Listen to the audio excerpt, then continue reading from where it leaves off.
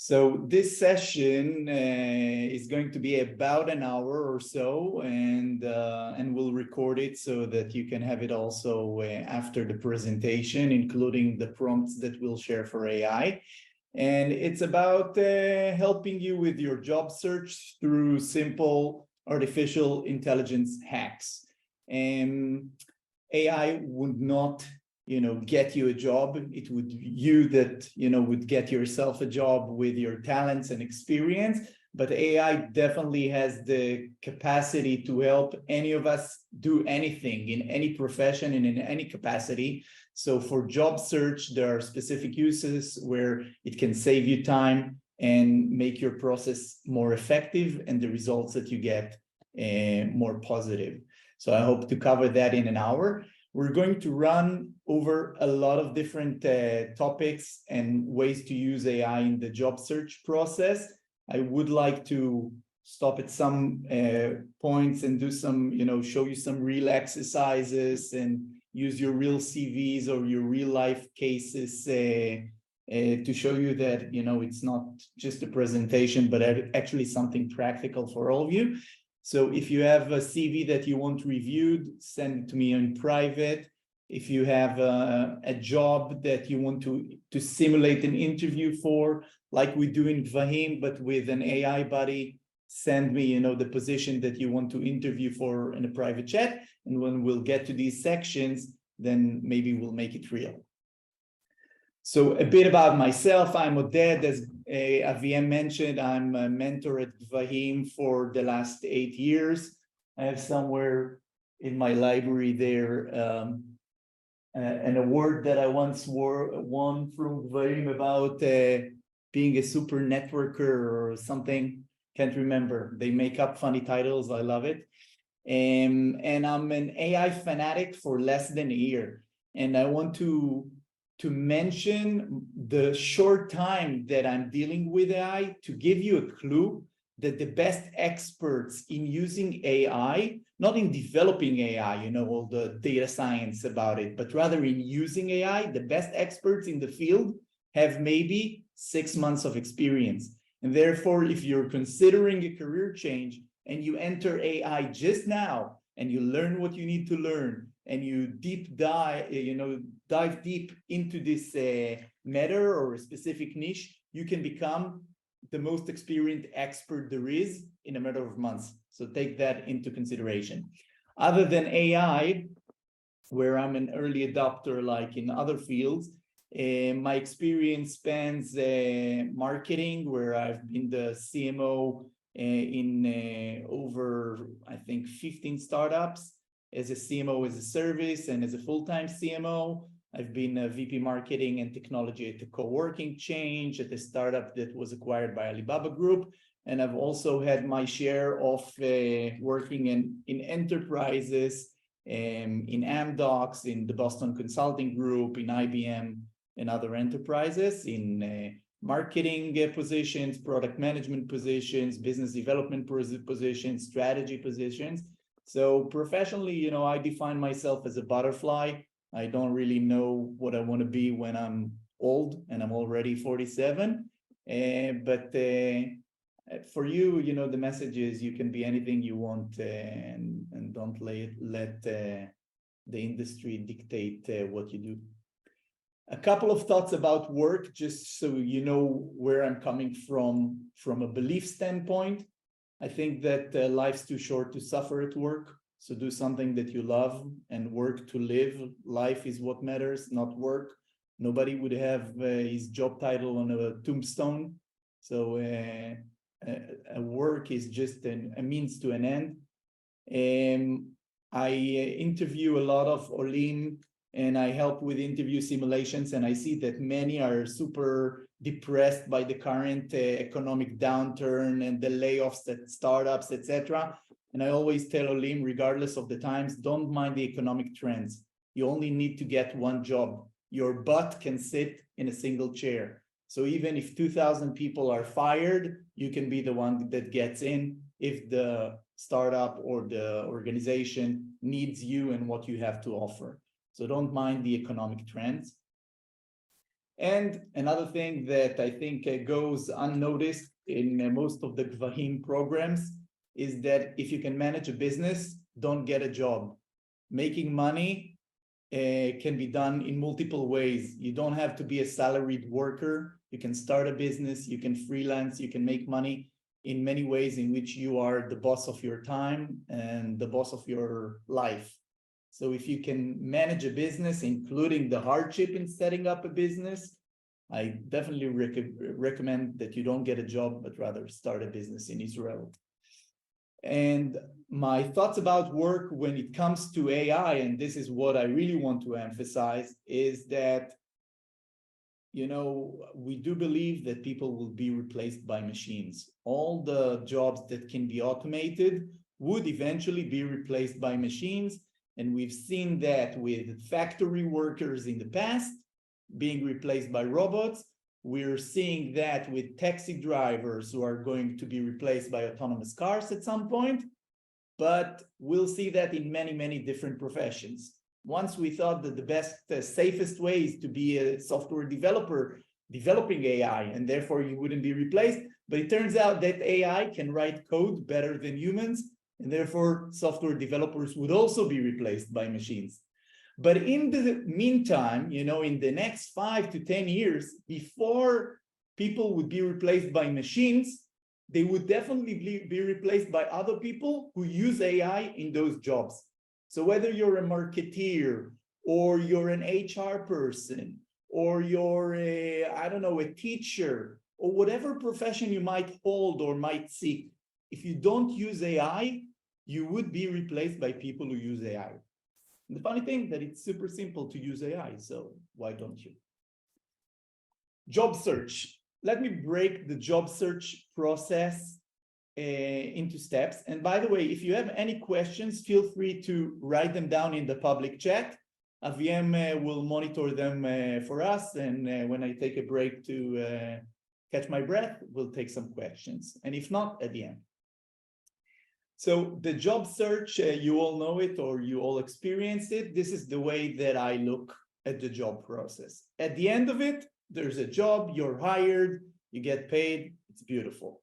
But to get there, first you need to understand yourself. You need to know what you're good at, what you can be paid for, etc., what you love doing. Then, based on that, you have to research the market and different jobs to see whether you can get a job in something that you're good at and can be paid for. So you need to see whether there's demand for your talents. Afterwards, you need to network and apply to jobs and repeat it over and over and over and over again in big numbers so that you get called for an interview. And there's many more applying than actual interviews. Some of you get depressed that you get so few interviews, but since for any position there are hundreds of candidates, it makes sense that only if you get an interview, and the stats are that way. Then when you get an interview, you have an interview, and then within the same company, you get another interview and another interview, and sometimes that results in a job and sometimes it doesn't. But either way, when you interview for a job in a couple of companies, then you might get a lot of interviews and of course, more rejections than admits, because only a single person can fill the chair. So the company out of 5 candidates chooses one, and 4 get a rejection email, which is also very depressing. And because it's very depressing and because you get more no's than yays, then you need to learn from your failures and then do the process again. Understand yourself, research the market, network, apply, interview, learn from another mistake, etc., until you finally get a job, and then we become numb, work at the job, and let life pass us by. So this is the job interview. And now we're going to do the same things, but see where AI can help us with these steps. So we're going to find our dream job with Ikigai. We're going to get help from AI in networking, and also pass the language barrier that many Olim have when they come from non-English speaking countries. and we're going to perfect our CV so that we get noticed, and practice interviews with AI simulations. And maybe we'll get to home assignments and follow-ups, etc. But I think the first four are also the most important ones in order to get results. Understanding yourself with Ikigai. So I'm not sure whether you're familiar with the Ikigai framework, but it's an old one. It's a Japanese concept meaning the reason for being, or in French, they say raison d'être. It's like, why do we live? And essentially, people are looking for something that they can do, something that they can be paid for, something that they're passionate about and love doing, and something that changes the world, the world needs. So the Ikigai says, okay, you can essentially plot any job that you're looking for. You can plot any job that you're looking for on the Ikigai framework and see how close it to the center, because the center is the intersection of our passion, profession, vocation, and mission. And very few people in the world are working at their Ikigai, meaning they're working at something that they're excited about and they're good at and they're paid well for, and it also changes the world. And if you're there, you're super, super happy. But most of us sacrifice at least one of these segments in order to have the others. So for example, we might work at something that we're good at and getting paid for, which is our profession, but it's very different from what we love. For example, we might be a tax accountant, but we love painting. You know, it has nothing to do with one another, and the accountant does not paint as part of their job. So their profession serves their livelihood, but you'll see the challenges. They're comfortable, but they're feeling emptiness because they don't connect what they do to what they love. And if you do what you love and what the world needs and you change the world, but you don't get paid for it, then you have delight and fullness, but you don't have wealth. So you might be a musician, you might be a graphic artist, but if you're not making any money out of it, then it doesn't help to pay the mortgage. So there's sacrifices in each choice that we make, and we want to find the positions that would be the closest to our Ikigai so that we're happy and fulfilled and getting paid and making an impact on the world. Now, taking that into AI, I wrote a nice prompt, and let's explain AI. AI, there's a lot of tools, but generally speaking, let's say that ChatGPT, which you might have heard of, is your friend. ChatGPT is a chatbot powered by artificial intelligence. You can set a free account with your email and then start chatting. And you can even have an upgraded account that costs money, but you certainly don't need it for most use cases and times. And when you have access to ChatGPT, it can help you with anything. Think of it as your best friend and your best employee. It works for you, and it works for you for free. It has no ego, and it does exactly what you say, unless it doesn't understand you, or it can't, or it has all kinds of prohibitions. Because this AI, for example, is controlled by its developers so that it won't do any harm, and it won't discuss anything that is too sensitive or offensive, etc. So it does have its limitation. But let me demonstrate Ikigai with ChatGPT. So another term that you need to know when working with AI is prompt. The way that you communicate with AI is simple English, and some AIs work also with additional languages. ChatGPT knows basic Hebrew now, but it's not that good there. But English always works, and for some Latin languages, you can also communicate in your native language. But even if you don't know English that well, the ChatGPT itself will make up for it, and you can use another AI tool by Google called Google Translate in order to translate whatever a question you have or direction that you want to give the artificial intelligence to English, and then paste the result in English. So let's do Ikigai. I've written this prompt, and I just paste it, and then it says, okay, share your CV. Let's see who of you have shared the CVs with us, and we'll take such a CV. Here I see.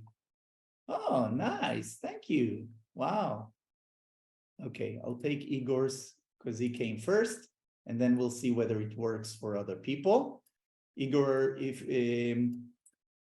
I'm not taking your personal information, but I'm taking all the rest of your CV as an indication to who you are and what you can do, and I'm pasting it here.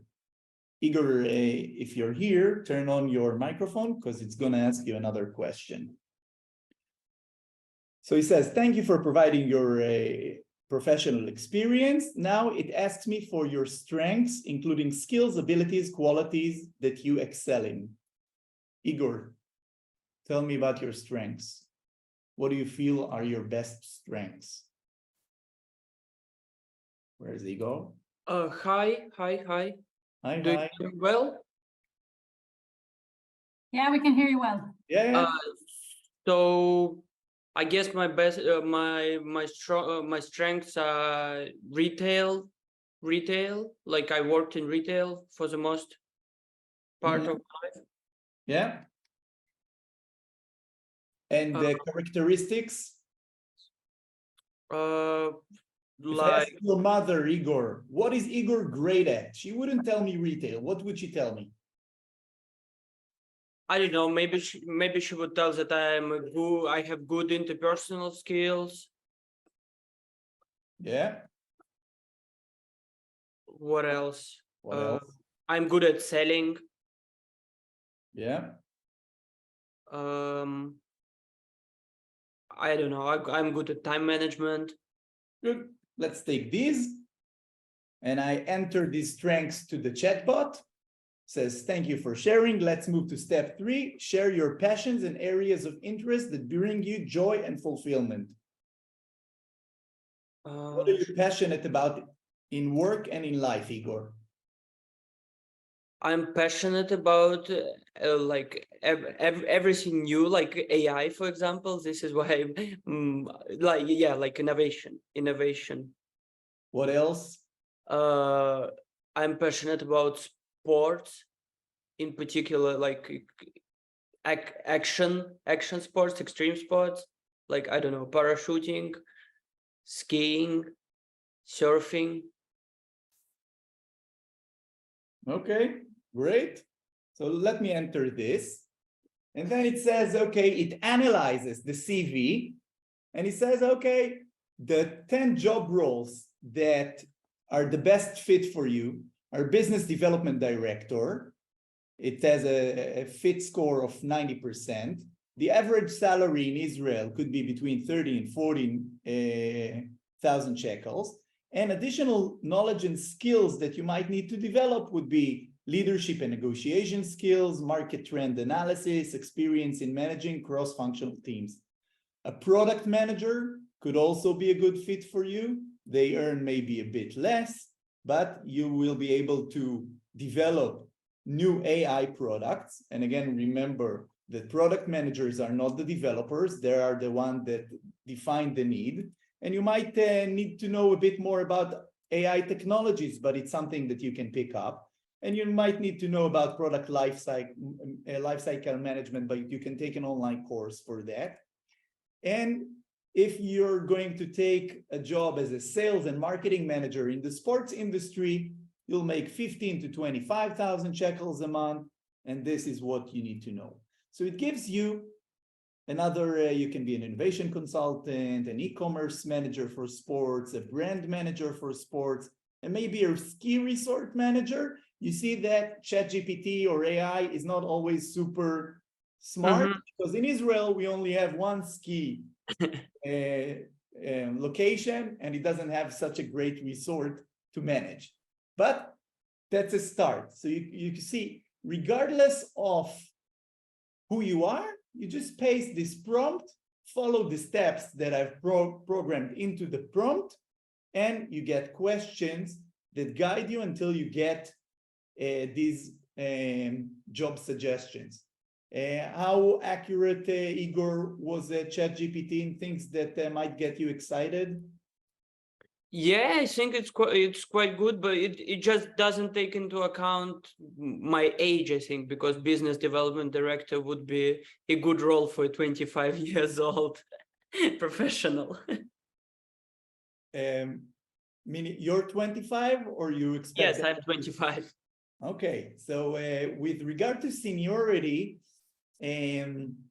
you'd see that in the prompt, and this is something to learn, to teach you how to make prompts for AI more exact. I said for job roles, try to avoid very similar jobs with varying seniority, like finance manager and director of finance. Mention only the more senior option. And I asked it because when I tried this prompt, I saw that it, for example, recommended for the same person, sales manager, sales director, maybe VP of sales. Again, AI is not God. It's not always correct. It just helps us in thinking about things. So I said, okay, put the more senior one so that you don't embarrass someone who's 45 and he gets a recommendation to be a business development coordinator. But at the same time, seniority is something that you can aim for. And a director at a startup, for example, is a younger person and a more junior position than a director at an enterprise. So there's also, even the titles do not reflect the same seniority in all organizations. Okay, so this was one example. Which screen am I sharing, Gvahim? Am I on the presentation or ChatGPT? No, you're on the ChatGPT, but actually we have a question that I think would be relevant to answer now. Sure. What version of ChatGPT are you using? Which version of ChatGPT? Yeah. I think it's the latest version, which I think is ChatGPT 4. I think they give the latest version to everybody. Okay, so it's always updated online. Yeah. Yeah, but ChatGPT is like software as a service. Everybody gets the latest version when they use it. So the current version is updated from March, and it has information until, it's not connected to the internet, to additional data. It can't tell you what's the weather is at the moment or what the salary for a certain position is at the moment. It can tell you the latest information that he has that stopped at about September 21. And we'll see with other tools, maybe like Midjourney, that you can choose different versions of the product within the AI, but it's not important for today. Okay, do you see my presentation again? No, we still see the ChatGPT. Okay, so let me share again. Share screen. This one. Okay, so we used Ikigai, and now we found the jobs that most suit us. And we can say, okay, these ones are right, the other ones are less for me. You can ask the GPT additional questions like, what do you think about the fit of another job with my CV? And it will give you the pros and cons of why you would fit this role or not. Then you might want to research the demand for the job. And this you do on LinkedIn. It's simple. LinkedIn also uses a lot of AI in the backend. And you simply search for the title of the job in the job section with the location Israel, and you'll see the jobs, first of all, whether there are openings for that job in Israel, and you can do the same in job boards. So you can see whether companies are recruiting for this role or not. If they are, great. If they're not, maybe pick another job role from the list or from your ambitions. You can also search for companies in the market. So many times you would say, okay, I'm interested in the sports industry, but which companies work in the job industry in Israel? I'm not familiar with the startups, for example, that are in healthcare, or the startups that are in other places. And also, what are the requirements of the job? They might tell it in the job posting, but do I have it? Don't I have it? Compare my CV, etc. So let me give you an example of how to create a spreadsheet for your job search process. Personally, I believe that anything that is managed gets you results. And if you don't manage this process, this job search process, like you would manage any other project, you would not get a job easily. And therefore, you need to set up a job search process table with all of the companies that you applied for, all of the jobs within the company that you applied for, all the information that you have on the status, on the person that you've talked with, etc., so that you know where you are and you follow up on all of the positions that you applied for. You don't just wait for things to happen, but rather you manage the job search process proactively. And the first part is, of course, finding the companies that might fit you in Israel. So you can see here in small print the prompt that I gave ChatGPT. I asked him, create a table of 50 startups in the cyber domain, assuming that I want to work in cyber in Israel, with company name, one line about what they do, website URL, office address, because I might not want to work for a company that resides in Be'er Sheva if I'm in Haifa, and the funds raised, because funding also suggests whether the company can hire, can pay decent salaries, etc., or whether it looks for, co-founders or, volunteers. So you see that immediately it gave me 50 startups, and you have the first 5 here, but you can then simply copy this table from ChatGPT, paste it into a Google spreadsheet or an Excel, and voila, you already have people to target, or companies to target. Then you put the company names and the title of the recruiting manager or the HR person, for example, HR at CyberArk, or you write VP product at CyberArk, and suddenly you have a name, you know who it is. Now ChatGPT avoids telling you about people who are not famous, so it would not mention that Oded, for example, is a chief marketing officer at Huawei Tech. But if you take this information and you search for the current people doing this job in these companies, you would find out who they are, and you can approach them on LinkedIn, etc. It doesn't necessarily, by the way, means that they have a job opening, but if these are the companies that that interest you, then you can open the website, go to the job section, and see what they're recruiting for. And even if they're not recruiting, you can still approach the VP product, for example, if you're looking for a product management position, and say, I know that you don't have any job open, but I would love to talk with you, which brings us to the next topic of networking, which we'll get to in a second. Another thing that you might want to use ChatGPT for is to check the job requirements and to integrate those job requirements into your CV. So for example, if you're interviewing or looking for a job as a data analyst, you might ask, what are the industry requirements for a job role of a data analyst? ChatGPT would tell you, okay, you need a certain education, a bachelor or master's degree in a relevant field, but this could be computer science or statistics or mathematics or engineering or something else. You might need analytical skills. You might need data manipulation and programming skills like Python or R. You might need some statistical knowledge and data visualization. Now, if you've got these traits as a person, you may want your CV to include all these buzzwords and all these skills, so that when you send out your CV, the hiring manager or the HR person will say, wow, he has a master's degree in mathematics, he has analytical skills because he said so, he's proficient in Python, etc.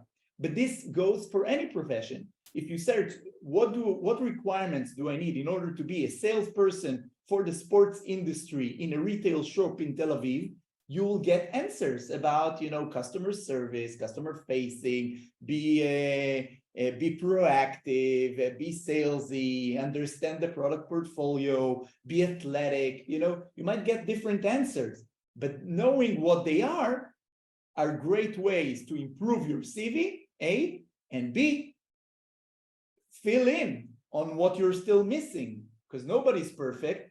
And even when I recruit for a certain position, I don't get a person who knows it all. I usually compromise on the things that I would love for them to have. But unfortunately, some are stronger in these characteristics and others are strong in others. So even if you don't check all the boxes, know that nobody checks all the boxes. But this is a great way to say, okay, I've got some time until I find a job. I'll take an online course in Python, or I'll get a boot camp to learn data analysis, in a local training school. Next, networking. Networking is not begging for a job. I'll start with what not to do. It's not asking for a job. It's not begging for a job. It's about talking with relevant people in the industry so that they know you, so that you learn from their experience, so that you get a better understanding of what they and others like them search for when they recruit for the position that you're interested in. So networking is about expanding your network in Israel, given the fact that you come from a different country and you don't know that many people here.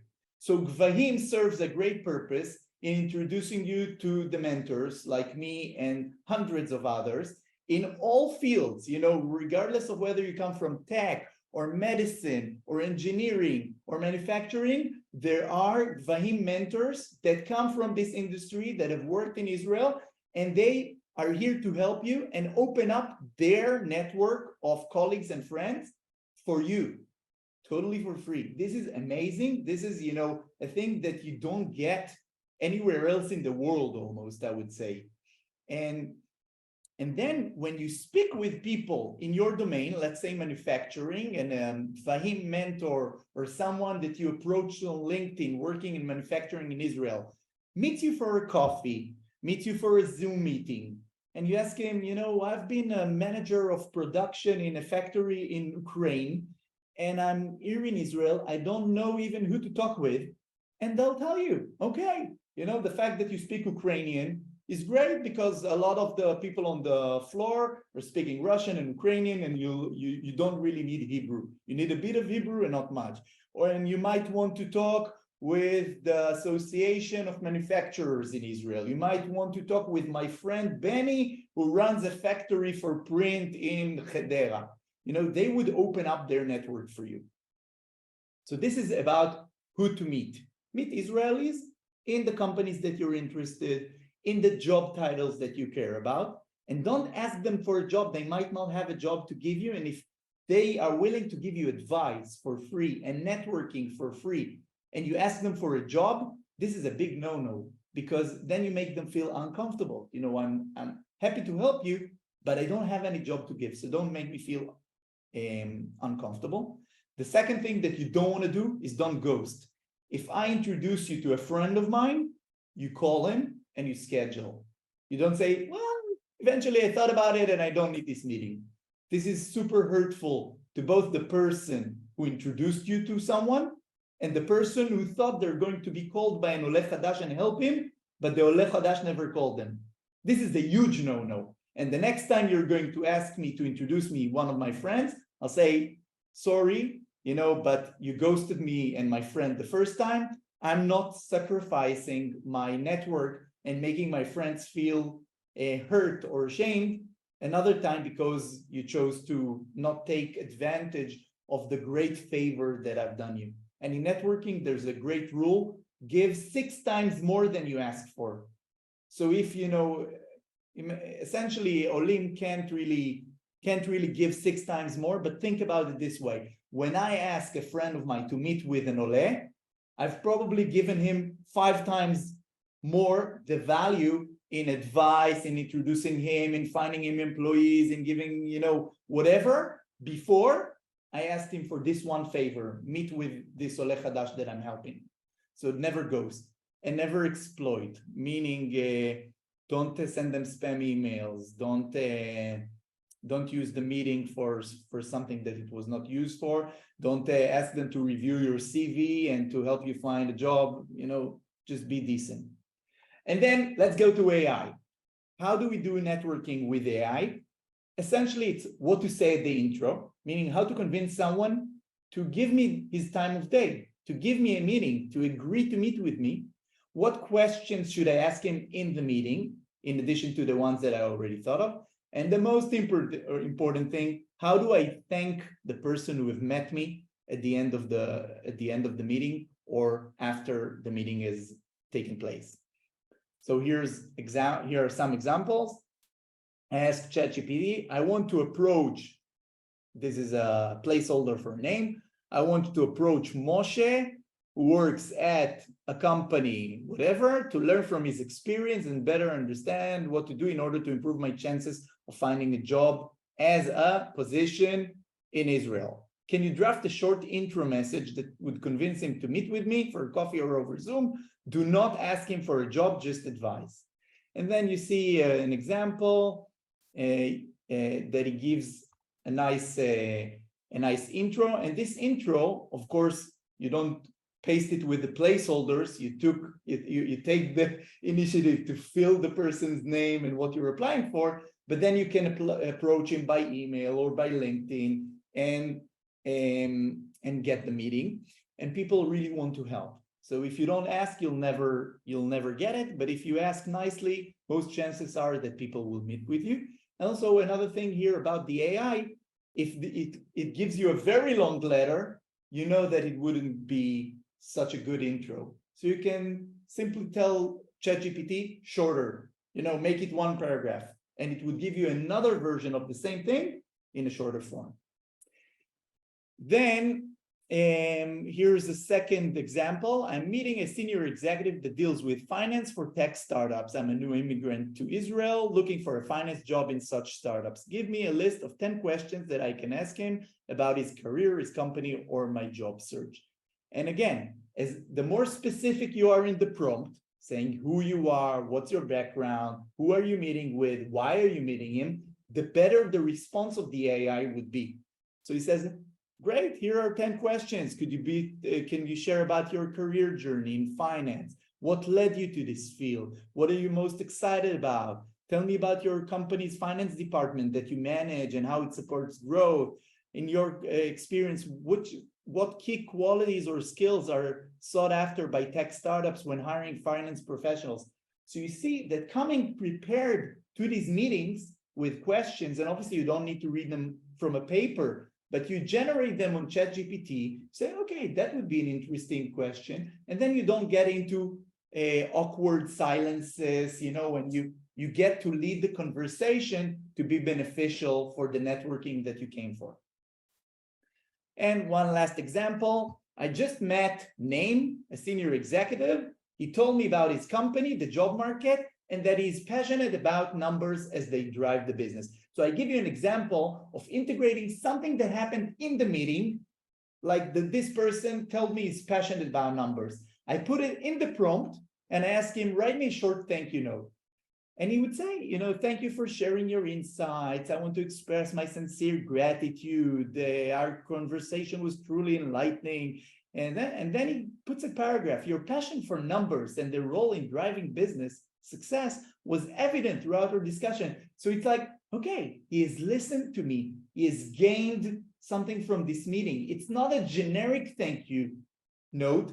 It's something that actually happened in a meeting. And what ChatGPT or AI does here is it makes your English splendid. It makes the thank you note more emotional and well written. And it saves you time, because if you're coming from, Kenya, and you need to write this thank you note, it might take you hours, but for ChatGPT, it takes 2 seconds. Just enter a couple of data points and let the ChatGPT do the rest.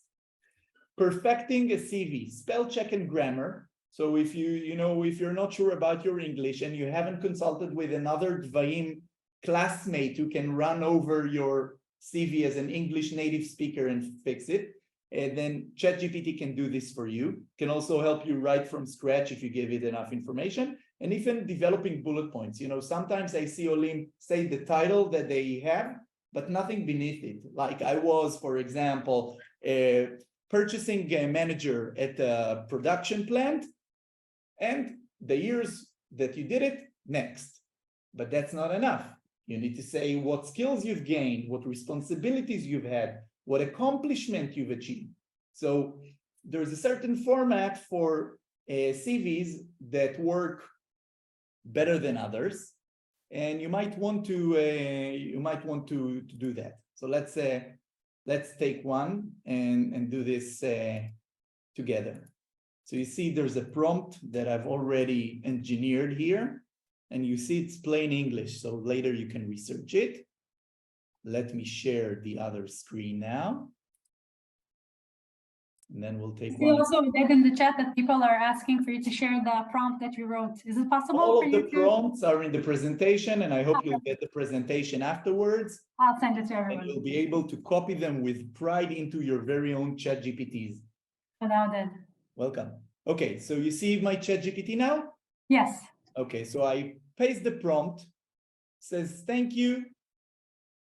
Please provide your CV. Now let me go back to the chat. Take Leonid's CV now. Second, Gvahim. Not sure, Leonid, whether your CV is good or bad, but I'm not judgmental. Okay, let's look at Leonid. Let's do the human touch. It's well organized. That's Igor's. Sorry, just a second. Where's Leonid's? Second. I think I sent you with a. It's okay. We're having fun together. Don't worry about it. Could not open Leonid. Okay, you missed your chance, Leonid. Next time. I send you once again. The first one didn't go well. Let's try. Let's try with Alexei first, and then if we have time, we'll get back to you.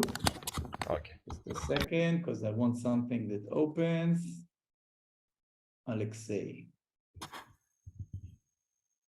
Okay. So, can you see my? Can you see Alexei's CV? Yes. Okay. So first, it's nicely designed. It says 3D artist. There's a summary. There are skills, there are software proficiencies, some professional experience, and education and hobbies. Okay, here it's a pretty good CV, and you're relatively, you've been a self-employed all your life. So let me take another one, because I think it wouldn't have a lot to do with your CV, Alexei, but a great one. Let's try Sophia's for a second.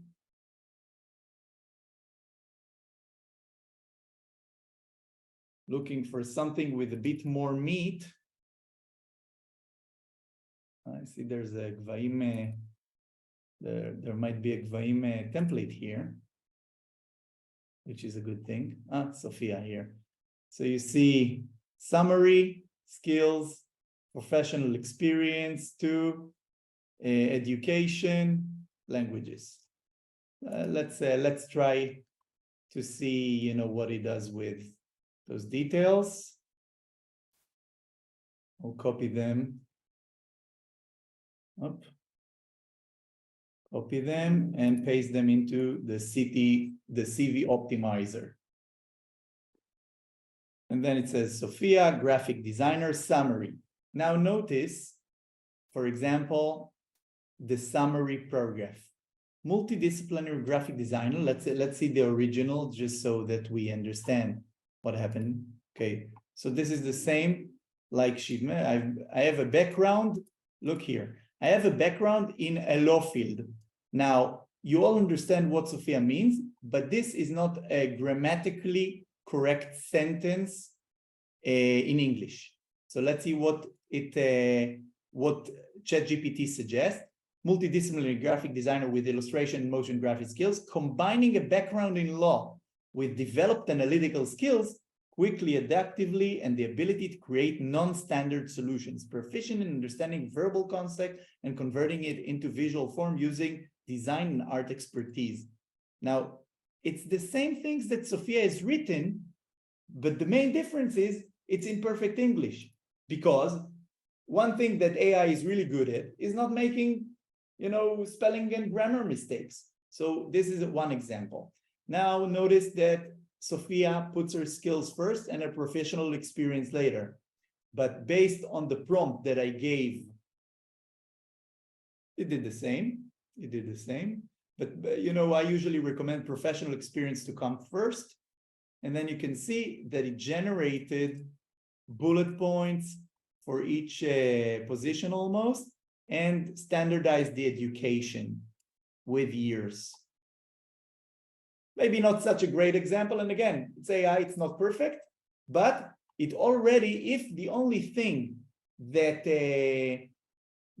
Sophia was able to gain was that her summary paragraph is in perfect English, and that would avoid certain HR people from reading it and saying, maybe Sophia is great as a graphic designer, but she has communication problems that would hinder her from working at an Israeli firm, or she will make spelling mistakes in English when she designs our website or brochures. Then ChatGPT would help us with that. I'll take some time at the end of the session to do some more optimizer, but I want to show you a couple of other things that you can use AI for. So sharing again my screen. Let me know if you have the presentation again. Yeah, Gvahim? Yeah, the presentation can. Okay, good. So we've seen how it spell checks and how it improves the formatting. And then another AI tool that you might want to familiarize yourself with is called Midjourney. Midjourney is an interface for creating graphics and images and photographs from scratch based on a textual prompt. And here I gave Midjourney, it's also free, by the way. You register on Midjourney, you use it through Discord, which is a very simple chat app. And again, everything that you don't know how to start with, I don't want to even waste time on this session, even if you've never experienced with AI, because it's simple as going to YouTube and saying, how do I start working with ChatGPT? And you would find 1,000 of tutorials in your native language telling you how to register for ChatGPT. So if your question is, how do I get there? Simply click ChatGPT in Google and you'll get there. If your question is, how do I start? You simply go to YouTube and you say, how do I start working with ChatGPT? How do I start working with Midjourney? This is something that you're all capable of, because even my 12-year-old daughter, could do it with no help.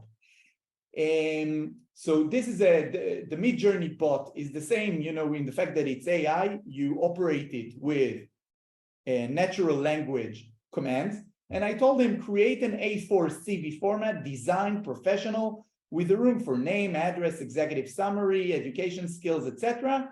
And I added fintech vibe.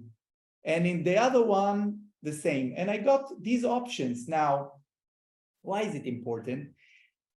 First of all, it's optional. But if you want to stand out from 200 other applicants, then a well-designed CV, not only well-formatted, but a well-designed one, could take you a long way. And to design a CV, obviously you need some design skills, or you can generate this yourself. Obviously, Midjourney does not deal with the text, so it wouldn't give you really your CV in this formatting, but you can get the formatting that you want, then take one of your classmates who's a graphic designer and say, Maya, here's 100 shekels or 200 shekels, design my CV so that it looks like that. And you would get a design that looks very similar to what Midjourney has suggested. And when the HR person gets it, especially if you're a graphic designer, for example, like Sophia, you would say, wow, this proves to me far more than the job requirements. Or in a graphic designer's case, this proves to me the capacity for graphic design. So this is another extra tip for professionals to get noticed.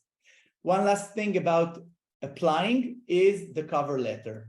A lot of you just submit a CV and forget about it.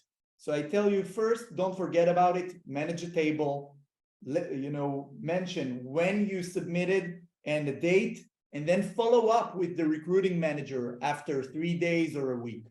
But the second thing is that most of you do not use the tool of cover letter. And a cover letter is a short letter up to a single page. It could be even half a page that says how excited you are about the job and that you'll be great at it. And the people who actually write the recruiting manager or the HR person a cover letter get noticed better. And you can do it in the same file of the CV. So you'll have your CV of Dimitri, you'll do a save as, you'll say Dimitri CV plus cover letter for Teva, and you will write a cover letter that is not generic, but is rather to the recruiting manager in Teva. So take a look at this prompt. I say I'm submitting my CV to Teva, write me a cover letter, etc. Most of it is the same, and you just need to enter the company name or what it does. So I asked, write a cover letter for Teva for I can't remember which position, but maybe marketing or something, sales department, something. And then within 2 seconds, it wrote me, "Dear recruiting manager, I'm writing to express my sincere interest at the position at Teva with a strong background in building long-term client relationships." That's me based on the CV that I've entered before. Marketing, advertising, etc. I'm highly motivated to contribute my skills to Teva. And from my research, this is what I've learned about the company. So I've done some homework. I'm not just applying. I care about Teva. I want to work at Teva. And then it gives specific examples from what I've done based on the CV that I've pasted or helped improve using AI in the letter. So it gives the recruiting manager extra reasoning, even before the interview, to invite me for an interview. So that's, again, a tip for professionals. Don't only send generic CVs, but rather customize the CV for the company and add a cover letter to begin with, so that when they open the Word document, they see first the cover letter and that you're writing specifically to Teva or to the specific startup, and you're not generic in your cover letter either, because you relate to the specific company and the specific job and how your previous experience relates to the new job. Now, all of this used to take hours and hours and hours of time. And this is why most of us do not do it. We just submit the CV and hope for the best, because we can't research all companies and adapt, all CVs. But with AI, it only takes a minute. So why not do it? If it increases your chances of getting an interview tenfold. Okay, my favorite part, interviewing with AI. So I hope that AI would not interview you for a job anytime soon. And we have interview simulations in Gvahim that I encourage you to join. It's super fun and super helpful, and also not stressful, because there's no real job at the table, but you get to experience and you get to get feedback from both mentors and your friends. So it's great. But AI can help you in 2 ways.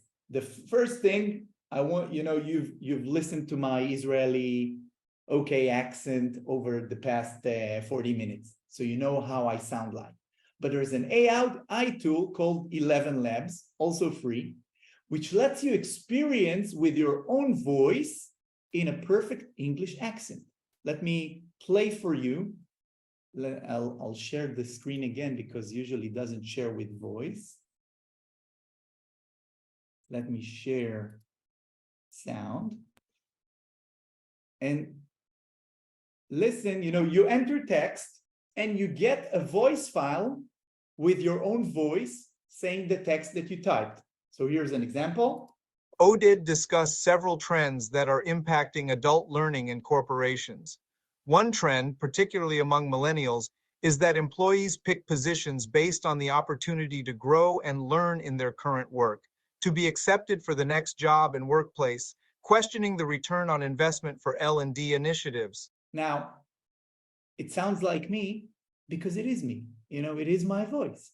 But I say millennials, and the AI says millennials, and if I listen to myself talk with the AI generated sound clip, which obviously sounds a bit robotic, AI also has a way to go, I can improve my pronunciation. And this is super helpful for a lot of Olim that come from non-English speaking countries. A lot of the times, you say a word as it's written or as you think it should be said, but that's not the right way to pronounce it. And when an Israeli hears you, he doesn't even understand what you're talking about. So this is a great way, even pasting your CV and hearing how the AI reads it will help you improve your English at no cost. So that's one thing. The more interesting thing is, of course, the prompt and ChatGPT. I've written a nice prompt that is good for all of you for practicing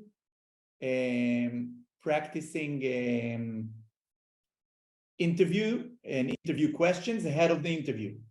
So let me share again the ChatGPT screen, and I'll take, first of all, I'll start a new chat. I'll paste, sorry. I pasted it with the placeholders, so that's not going to be helpful. I'll start a new chat, and I'll take from the chat one of your CVs. Let's take someone here, Mrs. Beilakova, and I won't paste your information this time. I'll just see which position you're likely to apply to. So Natalia, economic education, deep understanding. And now notice that Natalia's CV doesn't mention what she wants to interview for. She's been in HR, and also a leasing manager, but she says she has an economic education. So I'm not really sure what Natalia wants to do. Natalia, do you want to share with us? Yeah, but I really don't know what I looking good. What I'm looking for here. Yeah. Even a human figured it out.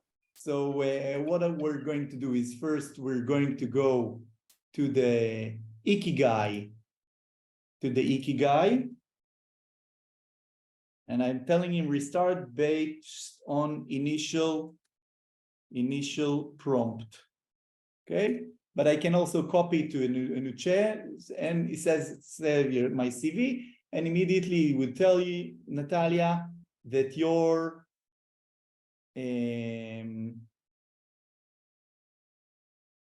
he didn't say education. Okay, it also recommends business development manager for you and an HR manager. So let's say I'm stopping the generation, I'm going here, and I'm pasting it again, and I'm saying you're a VP HR, this is the title of the interviewer, at a company name or type. So I say at Amdocs, billing and CRM company, hiring for a HR business partner position. Now you can customize this prompt for what you're interested in, start the interview. And then it would say, welcome, I'm the VP HR of Amdocs, and we discussed this position, and she gives me a bit of information about Amdocs and the position. And then he asks me, an icebreaker question. Tell me about a hobby or interest you have outside of work. How does it contribute to your personal growth or well-being? Well, Natalia, what's your answer? Reading, traveling, psychology. Psychologist? Yes. Reading, psychologist, reading psychology. Financial, banking. Okay, so let's say I read psychology books. How does it contribute to your wellness and to your position and growth? Ah. It makes me a happier person. And I have psychology degree too. okay, but that's not, it doesn't answer the question, Natalia. So I'm inventing an answer for you, but you can give your own answer, by the way. It makes me a happier person. I understand people better, like Yeah. employees Okay. and Sure. candidates. Okay, Sure. so let's say I'm giving this and the interviewer, the AI say, that's wonderful. Reading psychology books sounds like a great way to enhance your understanding of people and contribute to growth. It's valuable to have knowledge and insights when working with employees and candidates. Thank you for sharing. And he gives he moves on to the next question. But so let's take another question and then I'll show you what you can do with the chat. But can you walk me through your experience as an HR business partner? What were your primary responsibilities? And did you contribute to the overall success of the organization you worked for? So let's say, you know, I take this and I answer for you briefly, but you can, the nice thing is that you don't need to copy and paste, but rather think, okay, what answer would I give? And the more detailed you are, the better. And if you're an expert, you can also play it to Google and take the text from the voice and paste whatever you've said onto the AI, but that's a, and then I say, I worked as this in an agency and was responsible for this, and this. You know, I'm just cutting corners here, but don't. It's like it's a real interview question that you can think, okay, what would I answer in such a situation? And it says, okay, great, and it tells you how it worked. But let's say I want to go back, and I'm going to ask him, go back. You wouldn't do that in an interview, but with the AI, he works for you for free. So you can do whatever you want. You say, go back to question 2 and tell me what a great answer would sound like. You want advice. Says, thank you for sharing your experience in a real estate agency. You provided a clear overview of your primary responsibilities, but he also says the following. A great answer would include more specific examples of how you contributed to the overall success of the organization. You can mention specific cost-saving measures implemented, successful hiring initiatives, or improvement in the efficiency of the IT and digital marketing department. By highlighting tangible achievements, you would demonstrate your ability to make a positive impact in your role. Now think about it. It's a chat. It's generic, and it gives you all of the information that you wanted in order to be a great HR manager. So try that with the prompt. You can also adjust the prompt and get specific answers. Now, if I tell him done, then he would say, do you have any questions for me?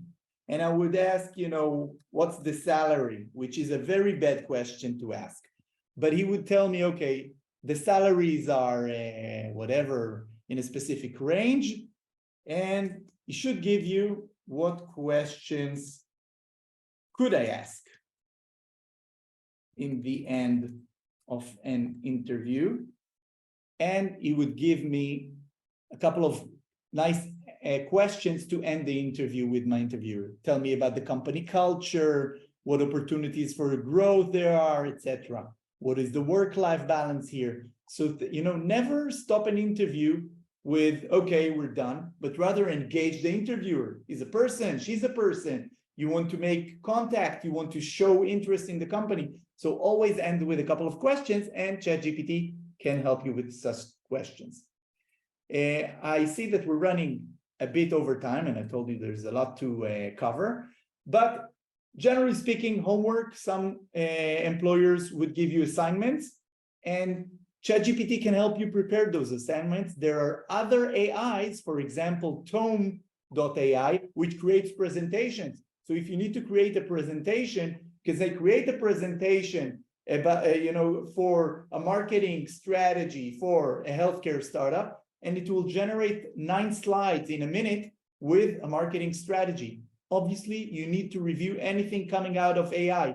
It's not necessarily true and it's not necessarily good, but it's a good basis to keep your imagination going, to serve as a reference.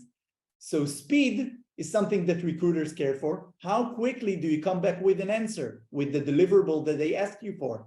But the second thing is smarts and quality, how good the result is. Now, an AI result would be good enough, but good enough doesn't take you from the interview to the job. So if you question the AI and you say, okay, this is great what you've given me, but add a chapter about PPC, or if you're an HR person, add a questionnaire about work-life balance. That could, create the wow effect that says, okay, this person is thinking thoroughly about the assignment and still delivering it very fast. And again, for packaging, if you take whatever you've created, a presentation or a document, and you package it well from a graphic standpoint, then you get the wow effect of the interviewer or the recruiting manager, because usually first they absorb how it looks, whether it looks organized and well-crafted or whether it looks like crap, and only then do they get to actually reading it. And if something is delivered in a way that looks crap, I might not give it the time of day even to read it, because people care about the exterior, unfortunately, before they have time to delve into the interior. So that's about homework. Following up, I mentioned, and I would give you, the class for advanced AI professionals that all of you can become in a month from now. And this is Agent GPT. It's a different AI tool that now takes all the things that you can do and turns them into actions and does the actions for you.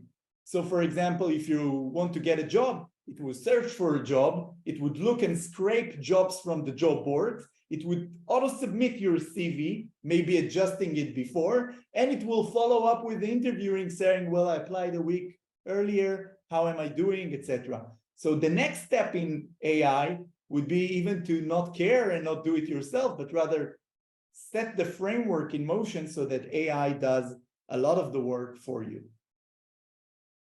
Last but not least, feedback. ChatGPT can also be your best friend. You get a lot of failures, you have hardships in your life, ask GPT those questions and you'll get great help, because it's based on millions and zillions of papers and articles, and also about self-help, like it does for marketing or finance or operations. So I got a rejection email, I lacked relevant experience, they moved with better candidates, I'm depressed, don't know what to do, help me.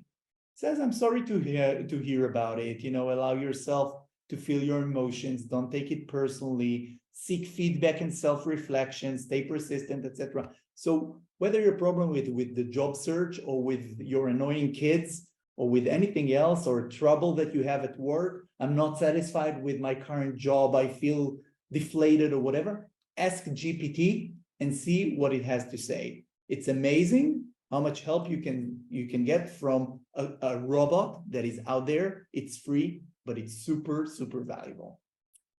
Okay, one last thought. I told you that getting a job is not the only way to make money. I stand by it. If you have talents and they're worth something to people out there, you can sell them in a way that is not a full-time job. Go and freelance, not only in Israel. Go to Upwork, go to Fiverr, list your talents and get paid from around the world. You can start a business also in Israel. It's not that difficult. And I wanted to tell you about an AI prompt that someone entered into ChatGPT and called it Hustle GPT. He said, I had $100 to invest. Give me, make as much money as you can out of it. I'm acting as a human liaison, buying anything it says, that I should. So it asked ChatGPT, how do I make money with this initial investment that I can afford? And it can recommend you based on, the more information you give about what you can do, the more ChatGPT would have ideas on how to turn those $100 into more money. So for example, for someone, it said, okay, start creating a blog about your area of expertise and then charge subscriptions, give consulting, etc. And all of this would cost you $89, to buy a domain and host it on WordPress or something like that on Wix. and start some initial campaigns. So ChatGPT can also help you in thinking about your business. That's it. I'm staying here for another 15 minutes if you guys have the time. If not, you're free to leave. And if you have any questions for me, I'm still here. If you have other questions, you can ask ChatGPT like I just told you. I think people prefer to ask you questions, honestly. No, ask me. There's still value in humans. Do you want us to go over the questions from the chat first? Yeah, we can, although I think we covered some of them. I see that Benji wrote, he asked if in order to be a customer success, if you have to be a sales representative for a few years. But honestly, maybe that's a question for ChatGPT. Whether you have to have customer-facing experience when doing sales? Is that the question? You wrote, in order to be in customer success, do I have to have been a sales representative for a few years? No. Customer success is a job that also students get. You have to have a service orientation. First of all, ask GPT and get an answer. But my personal belief is that customer success, you need to know about the product in order, but that you learn on the job in order to provide good service. And you have to be serviceable, meaning you have to love working with people and guiding them through their difficulties. But a psychologist can do that. A mother can do that. A father that isn't irritated by his kids can do that. Everybody can do that, right? If you have patience, you can be a customer success representative. Next. Okay, Raquel is asking, how well will such a graphic CV that you demonstrated before will interact with an APT system? APT system. I'm not sure what APT is, but see what I do. I'm asking ChatGPT or Google, what is an APT system? And it tells me an APT system stands for Advanced Persistent Threat System. Seems like a I think, Raquel, you can unmute yourself. She corrected herself on the chat and wrote ATS. ATS. Okay, applicant tracking system for okay, so an applicant tracking system, I know more. And the nice thing, the CV, you need to present it usually in a Word format. So even if you get all kinds of graphics, you export the background as a JPEG, you put it in the background of your Word document, or set the background instead of a white color to this JPEG, and then you edit, the rest on Word, and then it's compatible with any ATS. If it's PDF, then it's usually compatible with ATS. The only thing that you need to take care of is that in the PDF or in the Word document, all the experience is in text and not in pixel graphics, because the ATS do not know how to take the pixel graphics and make words out of it. But usually, if the CV doesn't work with an ATS, it will give you an error. And you'll always have your original version, which is the boring Word document, black over white. Thanks so much. You're welcome. Thank you, Ed. Any more questions? Also, that Edith wrote, if you're suggesting to add a photo to the CV, or because the AI generated a CV, usually I can also answer that usually in Israel, it's not common to add your photo to your CV, but it's not like frowned upon. So if you want to add your photo, it's okay. First, okay, so ChatGPT would have the statistical average of its recommendation. So ask GPT what they think. And also when you ask ChatGPT, say in Israel, I would tell you my personal opinion. I think, first of all, people love photos, people love graphics. We live in an age of LinkedIn and Facebook and Instagram. I want to see who you are. And I'll tell you that whoever sends me a CV for a marketing job in my companies, I search them up on LinkedIn and Facebook to see two things, not how they look like essentially, but how they communicate themselves as a product. Do they have spelling mistakes on their profile? Do they know social networks? Do they use them? Are they engaging in their writing? And I do all of that before I even approach them to invite them for an interview. And sometimes, I would go to someone's Facebook profile and I would see him getting wasted with a tequila bottle. and writing in broken English. And I would say, you know what? Not for me. So I recommend adding a picture to your CV. It adds relatability. It makes it fun. It might give some additional reasons to call you if you look special or unique or artistic. You might have a nose earring. You might look like a cool person that I want to talk with. It's another good reason. Any reason to get interviewed is a good reason. So in my experience, add a picture. And second, what was the second? The second was there is a certain format. In Israel, we care more about experience rather than vague statements. So yes, you need to have a summary paragraph saying what you want to do and what you're good at, but the professional experience is usually the most important thing. Where have you been? What have you done? What have you achieved? And this is more important than education and volunteering and hobbies, etc., which have their place under the sun, lower in the CV format. So in the prompt for the CV optimizer, I try to reflect what I think would make a good CV format in Israel. But again, question it, question everything. Do the best that you think is, presents you best. Thank you. We also have another question in the chat from Edith. She is asking if you should merge your CV with your cover letter at the same file, like in the same PDF when you send your CV. I think it depends on the submission mechanism. So for example, if I send someone an email, I've got the recruiting manager's email, and I urge you, all of you, to go well and beyond the submit my CV on the website or on the job board. This is like the mainstream, and first you have to do that.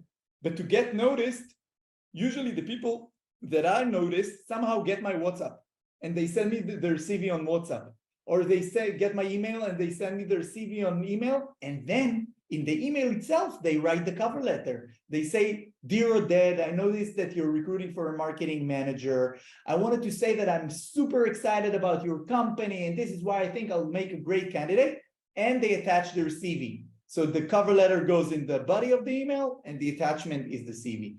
In ATSs, you might have a place for a cover letter and which says optional, and a place for CV. So it's two files. If you have a place for a single file, a CV, add a CV that has both the cover letter and the CV. Now, the way that they would scan it is that in addition to everything that they would take from the regular CV, they might pick up on buzzwords and additional experiences in the examples that you set that other people would not have had room for in the single page CV. So I think, in such systems, go for the single file. LinkedIn also, if you approach someone on LinkedIn, then the message on LinkedIn inbox would be the cover letter, and then you would attach your CV. Thank you. We don't have any more questions in the chat rather than the presentation. It will be sent later. Don't worry about it. Do you have any more questions? Anyone who wants to open their mic and ask a question? Don't be shy. On the one hand, you can be shy with AI, with AI and ChatGPT. They will never tell anybody else what you've asked, other than the developers that train on your data. But don't be shy. If you have any questions, I'll be happy to. Basically, I got one question. The main question is about photo in CV. Does algorithms depends from photo in your CV? If I place it in my CV, does it work the same if it's without photo? How do you think? If it's a computer, it works the same. If it's a human, if we see a photo or don't see a photo, we might act differently depending on the specific human that is looking at your CV. But I think, as I mentioned, generally, I'm in favor of adding a photo because it adds relatability and it makes it more personal. And it's, think about someone coming to you in the street and asking you for, whether they can use your phone to call their spouse. If it was someone, texting you and you don't see the person, say, who are you? I don't know who you are. But when you see a person and, you see how they look like, how they react, you're more inclined to help. And if I see a person, and for example, I might see, a 40-year-old man with a very energetic look in the photo, say, this person just made Aliyah. He's going through all these hardships. And because I see from the photo that he's not that young, I assume that he has a lot of experience and that he's gone through hardships. I might invite him for an interview. And the photo would tell me more than just, the CV. So Thanks a lot. I'm in favor of adding a photo, but it's a personal choice. You don't have to. It was very important for me. Thanks a lot. Okay. Okay, guys. Any more questions? Okay, so I'll just say again, get one job or start one business. You don't have to get a lot of offers. Go and subscribe to ChatGPT and research some more AI tools if you're interested about it.